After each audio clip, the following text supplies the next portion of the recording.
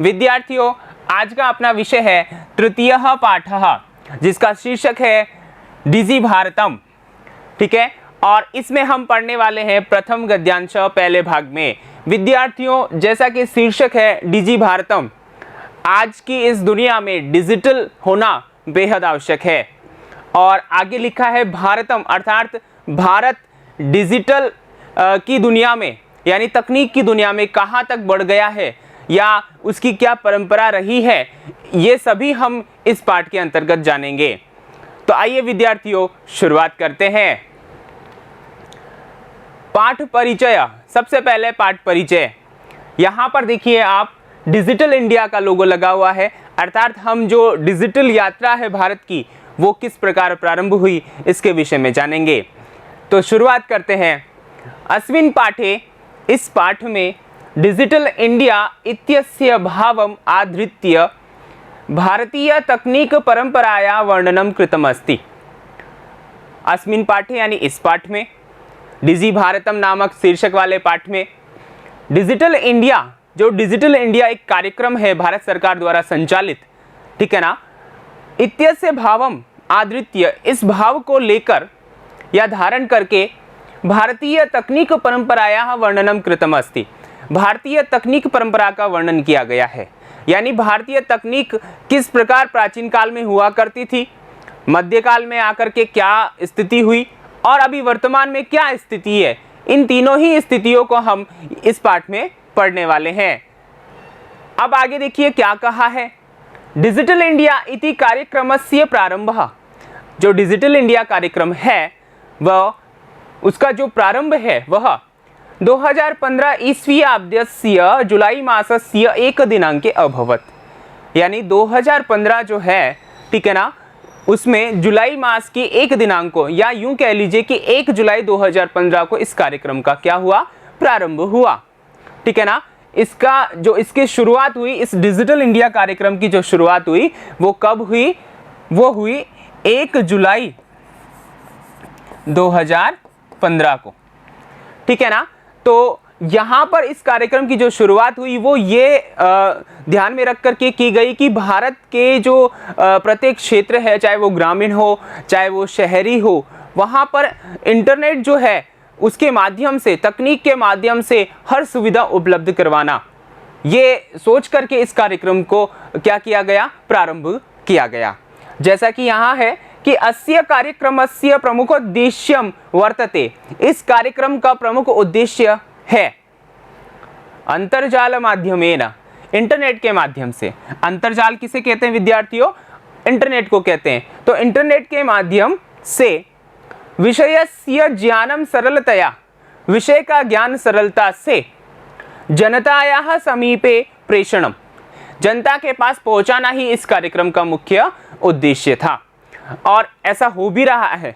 वर्तमान में हमारे पास, हम घर बैठे और अपने मोबाइल के माध्यम से या अपने कंप्यूटर के माध्यम से बहुत सारी चीज़ें ऐसी हैं जो तकनीक के माध्यम से मतलब उसको सुचारू रूप से कर सकते हैं।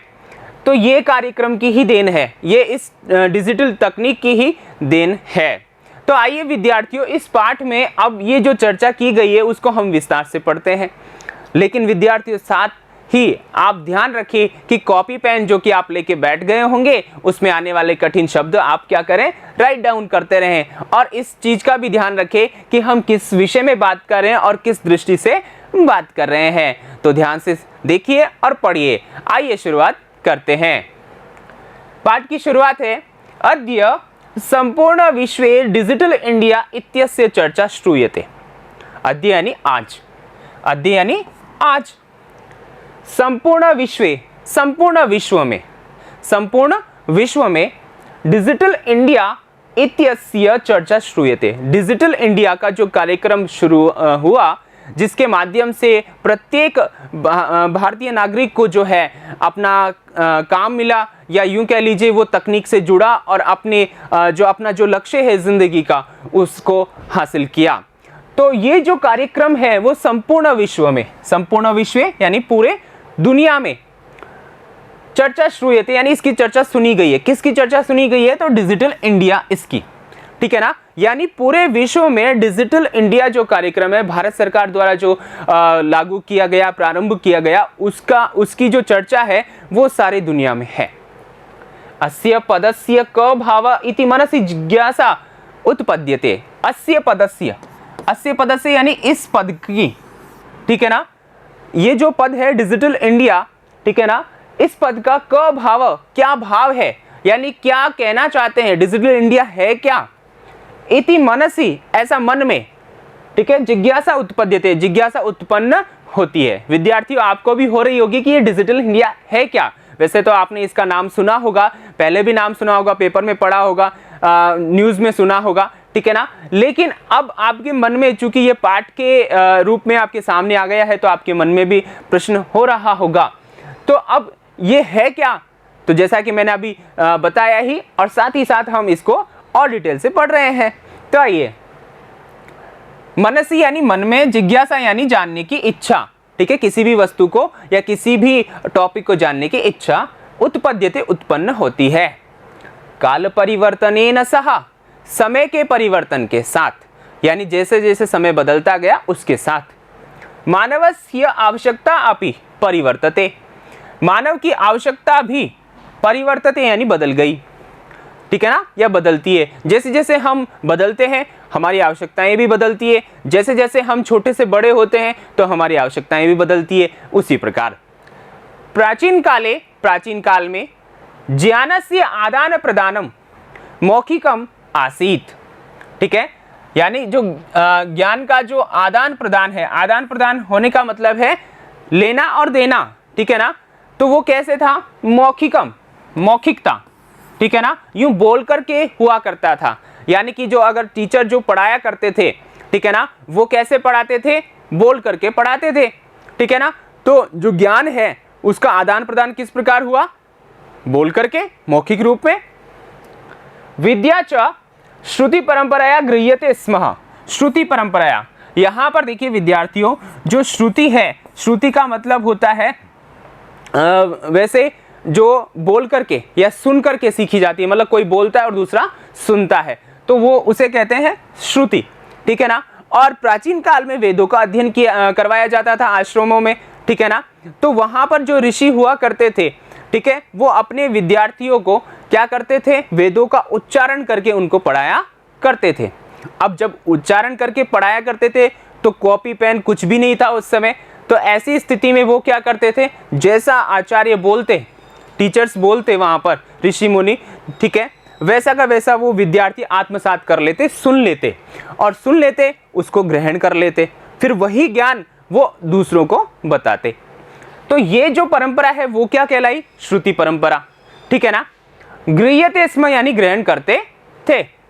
अब क्या ग्रहण करते थे, विद्या, यानी जो वो पढ़ाई करते थे वो किसके माध्यम से, श्रुति परंपरा के माध्यम से, यानी सुनने के, श्रवण माध्यम से, ठीक है ना। आगे देखिए, अनंतरम, इसके बाद में ताड़पत्रोपरि, ताड़पत्र, ठीक है ना, इसको हम तालपत्र भी कहते हैं, तालपत्रोपरि। अब ये होता क्या है, तालपत्र क्या होता है, तो यहां पर देखिए ये चित्र जो है, यानी वृक्ष की जो छाल होती है, ठीक है ना, पेड़ की जो छाल होती है उसको मतलब सही तरीके से साफ करके उस पर लिखा जाना, ठीक है, कुछ भी लिखा जाना, वो क्या कहलाता है, ताड़पत्र कहलाता है, ठीक है। भोजपत्रोपरि च, और च यानी और, भोजपत्रोपरि यानी भोजपत्र पर, भोजपत्र इस प्रकार का है, ठीक है। ये तो आपके पास में क्या है, ताड़पत्र है, ठीक है, इसी को हम तालपत्र भी बोलते हैं, ठीक है। और ये जो है अपने पास में, ये क्या है, भोजपत्रम, ठीक है, जो भोजपत्र है, ठीक है ना, तो ये इस प्रकार का है, उस पर, यानी कि जो तालपत्र होता है, अनंतरम यानी इसके बाद, किसके बाद, जब श्रुति परंपरा चल रही थी, ध्यान रखना बच्चों, हम क्या बात कर रहे हैं, हम विकास परंपरा बात कर रहे हैं। विकास परंपरा किसकी, डिजिटल इंडिया की, अर्थात तकनीक परंपरा की बात कर रहे हैं कि भारत में किस प्रकार चली। यहां पर देखिए सबसे पहले मौखिक हुआ करता था, ठीक है ना, ज्ञान का आदान प्रदान, उसके बाद में विद्या जो है श्रवण माध्यम से ग्रहण की जाती थी। उसके बाद क्या हुआ कि जो ताड़पत्र है, ठीक है ना, वृक्ष की छाल से बने हुए जो पत्र है उन पर लिख करके ज्ञान स्थायी रखा जाने लगा। उसके बाद में भोजपत्र भी प्रयोग में लाने लगे इस प्रकार से। तो लेखन कार्यम, जो लिखने का कार्य है वह आरंभ हुआ, ठीक है ना। यानी कि पहले हम सुनते थे और अब हम इन पर ताड़पत्र और भोजपत्रों पर लिख करके जो ज्ञान है उसको स्थायी रखने लगे, ठीक है विद्यार्थियों। तो यहाँ पर देखिए हमने क्या पढ़ा, इस पैराग्राफ में हमने क्या पढ़ा, इस पैराग्राफ में हमने पढ़ा कि आज डिजिटल इंडिया के बारे में पूरे विश्व में चर्चा है और भारत में ये जो तकनीक है वो सालों से चली आ रही है। पहले मौखिक रूप में ज्ञान ग्रहण कर लिया जाता था और जो विद्या है वो सुनकर के ग्रहण कर ली जाती थी, ठीक है ना। और उसके बाद में ताड़पत्र और भोजपत्र इत्यादि इस विकास में, इस क्रम में शामिल हुए, जिस पर हम ज्ञान लिख करके या अपना जो संदेश है वो लिख करके रख लिया करते थे। अब आगे चलते हैं।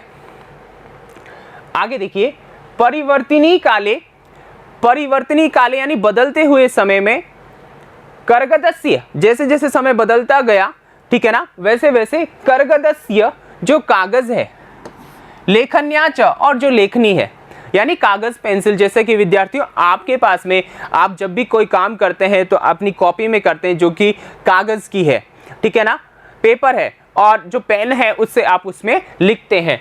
तो परिवर्तित काल में, यानी कि जैसे जैसे ताड़पत्र भोजपत्र इनकी समाप्ति होती गई और कागज का मतलब विकास हुआ या कागज का आविष्कार हुआ और वो आपके सामने आया। तो कर्गदस्य लेखन्याच, कागज और जो लेखनी है वह आविष्कारेण, उसके आविष्कार से सर्वेशामेव, ठीक है ना, सभी जो लोग हैं उनके मनोगतानाम भावानाम, सभी लोगों के जो मनोगत भाव है यानी मन में आने वाले जो भाव है, विचार है, जो ज्ञान है, कर्गदोपरि यानी कागज के ऊपर लेखनम प्रारब्धम, लिखना प्रारंभ हो गया। यानी व्यक्ति क्या करता, पहले तो ताड़पत्र पर लिखा करता, ठीक है ना, और अब जब कागज पेंसिल आ गया है तो वह अपने मन के जो विचार होते, अपने मन का जो ज्ञान होता या उसमें जो शिक्षा होती, जो बच्चों को बताना चाहता, वो कागज पर लिख करके सुरक्षित रखने लगा। फिर आगे देखिए क्या हुआ, जब कागज तक पहुंच गए हम विकास परंपरा में, उसके बाद क्या हुआ, टंकण यंत्र से आविष्कारेण तु, अब टंकण यंत्र की का आविष्कार हो गया। टंकण यंत्र ये देखिए, ठीक है ना, टंकण यंत्रम अर्थात इसे क्या कहेंगे, टाइप राइटर, ठीक है ना। टाइप राइटर का मतलब है जो जिस पे हम टाइप किया करते हैं। तो इस प्रकार का है, आप जानते हैं कीबोर्ड, आप अपनी भाषा में बोल सकते हैं, तकनीक भाषा में बोल सकते हैं। तो टंकण यंत्र से आविष्कारेण, टंकण यंत्र के आविष्कार से लिखिता सामग्री, जो लिखी गई सामग्री है वह टंकिता सती यानी टंकित होकर के, यानी कि टाइप होकर के बहुकालाय, बहुत लंबे समय तक, ठीक है ना, बहुत लंबे समय के लिए सुरक्षिता अतिष्ठत, सुरक्षित रहने लगी, ठीक है ना। अब यहाँ पर देखिए हमने क्या पढ़ा, हमारी जो विकास परंपरा रही वो क्या रही, मैं वापस रिकैप कर देता हूँ आपको कि हम पहले क्या किया करते थे, जो भी कोई ज्ञान होता था वो हम मौखिक, ठीक है ना, आदान प्रदान किया करते थे, और विद्या है हम श्रवण माध्यम से सुन करके आत्मसात किया करते थे, पढ़ा करते थे। उसके बाद में क्या हुआ, ताड़पत्र आए और भोजपत्र आए, जिन पर हम अपना जो ज्ञान है, अपने जो विचार है वो लिख कर रखने लगे, ठीक है। और उसके बाद में फिर क्या आया, कागज और पेन आया, ठीक है, जिस पर हम अपने विचार लिखने लगे। और उसके बाद में ये टंकण यंत्र अर्थात टाइपराइटर आया, जिससे कि हमारा जो लिखा हुआ ज्ञान है वो टाइप होकर के सुरक्षित रहने लगा। यहाँ तक हमने ये जान लिया है। अब आगे देखिए, हम इस पैराग्राफ में जो हमने पढ़े हैं उसमें आने वाले कुछ कठिन शब्दार्थ हैं, उनको जान लेते हैं। जैसे कि अद्य यानी आज, वर्तमान काल में, जिज्ञासा जानने की इच्छा, उत्पद्यते उत्पन्न होता है या होती है, प्राचीन काले पुराने समय में, ठीक है ना, यानी भूतकाल में, अनंतरम यानी बाद में, परिवर्तनी काले परिवर्तन के समय में, ठीक है। कर्गदस्य कागज के ऊपर, टंकण यंत्रस्य टाइपराइटर के, ठीक है। ये हमारे कठिन शब्दार्थ हुए जिसके माध्यम से हम अपने जो पैराग्राफ हमने पढ़ा है उसको अच्छे से समझ सकते हैं। अब आइए यहाँ से कुछ खास प्रश्न बन सकते हैं, अतिरिक्त प्रश्न बन सकते हैं। आपके पाठ्य पुस्तक में जो प्रश्नोत्तर अभ्यास प्रश्न दिए गए हैं उसके अतिरिक्त कुछ बोध प्रश्न यहाँ से बन सकते हैं, जो कि इस प्रकार है। यहाँ पर देखिए बोध प्रश्न क्या बन सकते हैं। विद्यार्थियों अपनी कॉपी पेन साथ आप रख ही रहे हैं और उसमें कॉपी में लिखते रहें। अद्य संपूर्ण विश्वे कस्य चर्चा श्रूयते। आज पूरे विश्व में किस बात की चर्चा सुनाई देती है या किस बात की चर्चा हो रही है। तो ये हमारा पहले पैराग्राफ के पहली ही लाइन थी। किसकी बात हो रही है? संपूर्ण विश्व में डिजिटल इंडिया की। तो विद्यार्थियों यहाँ बताया गया है कि एक पदेन उत्तरत, एक पद में उत्तर देना है। तो आप किस प्रकार लिखेंगे? तो आप इस प्रकार लिखेंगे विद्यार्थियों, यहाँ पर कस्य है, षष्ठी में है, तो इसका आंसर भी षष्ठी में ही हमें देना है। तो क्या था हमारा? डिजिटल इंडिया, ठीक है। जो डिजिटल इंडिया है उसकी बात कर रहे हैं हम, डिजिटल इंडिया, ठीक है ना। यानी डिजिटल इंडिया की हम यहां पर क्या कर रहे हैं? चर्चा कर रहे हैं, या ये संपूर्ण विश्व में सुनाई पड़ती है। फिर आगे है, प्राचीन काले ज्ञानस्य आदान प्रदानम कीदृशम आसीत्। प्राचीन काल में ज्ञान का आदान प्रदान कैसे होता था? लिखित रूप में होता था या फिर मौखिक रूप में बोल करके हुआ करता था? तो आपने पढ़ा कि बोल करके हुआ करता था। तो यहाँ पर भी एक पद में आपको उत्तर देना है। तो आप क्या लिखेंगे? मौखिकम।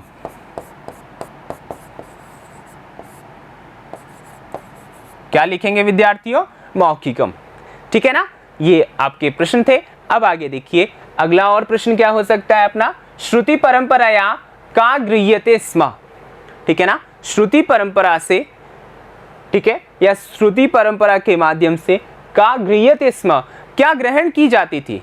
यानी मैंने कहा था प्राचीन काल में आश्रमों में जो आचार्य लोग होते थे वो सुना करके, उच्चारण करके विद्या दान दिया करते थे, विद्यार्थियों को पढ़ाया करते थे। तो क्या? विद्या। तो यहाँ पर उत्तर आपका क्या हो जाएगा विद्यार्थियों? यहाँ आपका उत्तर हो जाएगा, एक पदेन है तो क्या हो जाएगा? विद्या, ठीक है। और पूरे वाक्य में होता तो यहाँ पर जो प्रश्नवाचक शब्द है उसके स्थान पर आप लिख देते, ठीक है ना। अगला प्रश्न है अपना, कस्य आविष्कारेण लिखिता सामग्री सुरक्षिता अतिष्ठत। किसके आविष्कार से जो लिखी गई सामग्री है वो बहुत लंबे समय तक सुरक्षित रही या रहती है? किसके माध्यम से? क्या आया था? क्या टाइप करते हैं? टाइपराइटर, ठीक है ना। कीबोर्ड, अर्थात उसको हम क्या बोलेंगे? क्या बोलते हैं विद्यार्थियों? टंकण यंत्र। तो हम यहाँ पर देखिए सुरक्षिता कस्य आविष्कारेण, किसके आविष्कार से? षष्ठी है तो टंकण यंत्रस्य। क्या आंसर हो जाएगा अपना? टंकण यंत्रस्य, ठीक है। तो ये था अपना पहला पैराग्राफ जिसमें हमने क्या जाना विद्यार्थियों? जिसमें हमने जाना कि डिजिटल इंडिया क्या होता है, इस कार्यक्रम की शुरुआत कब हुई, और साथ ही इस पाठ में हमें बताया गया है, यानी चर्चा की गई है कि जो डिजिटल इंडिया है, ठीक है ना, उसकी चर्चा पूरे विश्व में है। और साथ ही साथ, ठीक है ना, जो प्राचीन ज्ञान परंपरा है वो मौखिक रूप में हुआ करती थी। उसके बाद में जो वेदों का अध्ययन है या जो पढ़ाई का स्तर है वो सुनकर के, ठीक है, किया जाता था श्रुति परंपरा से।